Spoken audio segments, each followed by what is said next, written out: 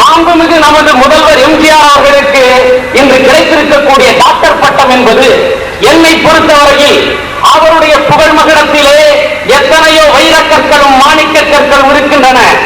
அந்த மாணிக்க கற்களுக்கு முன்னால் இந்த டாக்டர் பட்டம் என்பது ஒரு சின்னஞ்சிறிய வைரக்கல் தான்.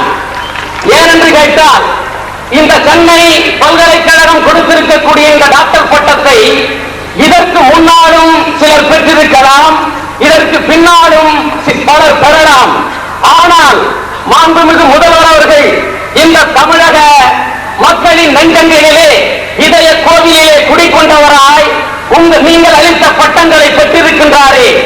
புரட்சி நடிகர் என்ற பட்டத்தை, மக்கள் திலகம் என்ற பட்டத்தை, பொன்மன செம்மல் என்ற பட்டத்தை முதல்வரை பொறுத்தவரையில் இன்று ஏழை மக்களுக்காக எத்தனையோ செய்திருக்கின்றார். பள்ளியிலே செல்லுகின்ற மாணவர்கள் பசியால் உறங்கிவிடாதபடி அவர்களை இந்த வாத்தியார் கட்டி எடுத்திருக்கிறாரே.